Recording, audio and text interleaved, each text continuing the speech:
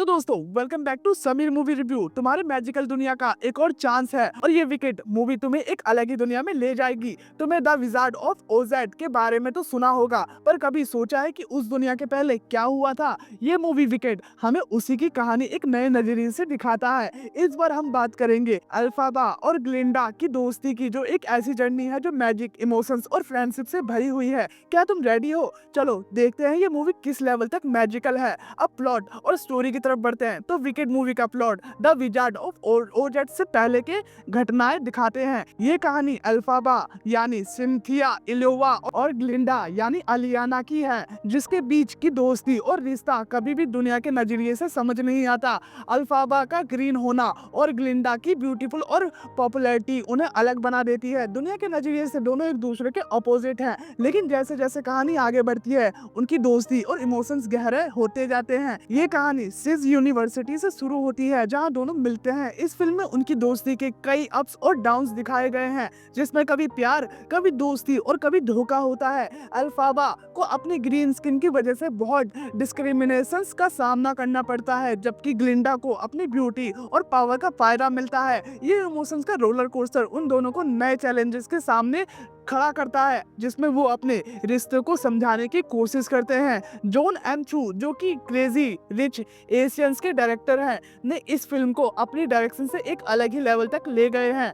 Film making में उन्होंने magical visuals और इमोशन डेप्थ को अच्छे से ब्लेंड किया है। स्टोरी का फेसिंग थोड़ा स्लो है, लेकिन ये एक इंटरैक्ट और लेयर्ड कहानी है, जिसमें इमोशंस मोमेंट को थोड़ा और एलोबरेट किया जा सकता था। अगर बात करें विजुअल्स की, तो ये मूवी एक विजुअल ट्रीट है। एम्बलैंड सिटी, मुंचिकिन लैंड और वो फेमस येलो ब्रिंक रोड, सब कुछ बिल्कुल ओरिजिनल जैसा ही दिखाया गया है, लेकिन मॉडर्न टेक्निक्स और ज्यादा वाइब्रेंट कलर के साथ। ये फिल्म अपने विजुअल्स साथ तुम्हें अपने मैजिकल वर्ल्ड में खींच ले जाती है। तुम्हारे सामने एक प्योर मैजिकल वर्ल्ड का एक्सपीरियंस होता है, जो विजुअली स्टनिंग है, लेकिन कभी कभी ये विजुअल्स थोड़ा ओवरवेलमिंग हो जाते हैं। अब स्टोरी की इमोशंस डेप्थ को थोड़ा समझना मुश्किल हो जाता है, जब हर सीन में इतनी ज्यादा इंटेंसिटी होती है। ऐसे हाई इम्पैक्ट विजुअल को थोड़ा रेजिस्टेंट के साथ यूज किया गया होता तो शायद वो इमोशंस कनेक्शन और गहरा हो सकता था। अगर हम कास्ट की बात करें तो वीकेंड का कास्ट फिल्म का सबसे मजबूत हिस्सा है। साइंथिया इलोवोरा ने अल्फाबा का रोल अपने यूनिक स्टाइल में निभाया है। उनकी परफॉर्मेंस में जो इमोशनल इंटेंसिटी थी, उसे उन्होंने अपने कैरेक्टर को एक और लेवल तक एलिवेट किया। उनका एंगर, फ्रस्ट्रेशन और वैल्यूबिलिटी सब कुछ नेचुरल और पावरफुल था। जब उन्होंने डिफाइंग ग्रेविटी गाया, तुम्हें लगता है जैसे तुम अपने आप को भी साथ में डिफाई कर रहे हो। अब अरीना ग्रैंडे की बात करें तो उन्होंने ग्लिंडा का रोल अपने चार्मिंग और प्लेफुल स्टाइल में काफी फ्लॉलेसली निभाया है। ग्लिंडा का कैरेक्टर जो थोड़ा सा एरोगेंट और बॉसी है, उसमें भी अरीना का स्वीटनेस और चार्म दिखाई देता है। दोनों की केमिस्ट्री अल्फाबा और ग्लिंडा के बीच बिल्कुल परफेक्ट थी।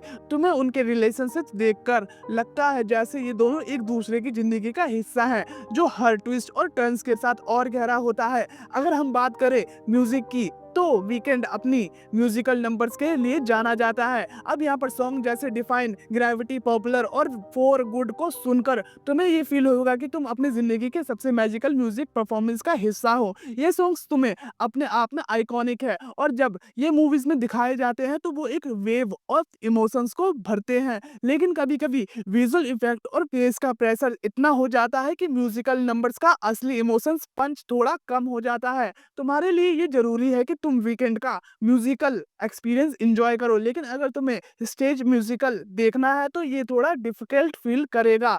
तो अब प्रोज और कॉन्स की भी बात कर लेते हैं। प्रोज की बात कर तो अगर तुम्हें मैजिकल दुनिया और पावरफुल इमोशंस आर की कहानी पसंद है, तो ये फिल्म तुम्हें हर लेवल पर सेटिस्फाई करेगी। विजुअल इफेक्ट्स और म्यूजिक ने इस फिल्म को एक अनफॉरगेटेबल एक्सपीरियंस बना दिया है। कॉन्स की बात कर तो कुछ जगह फेसिंग स्लो हो जाती है, जिससे इमोशंस मोमेंट्स का फुल इम्पैक्ट थोड़ा मिस होता है।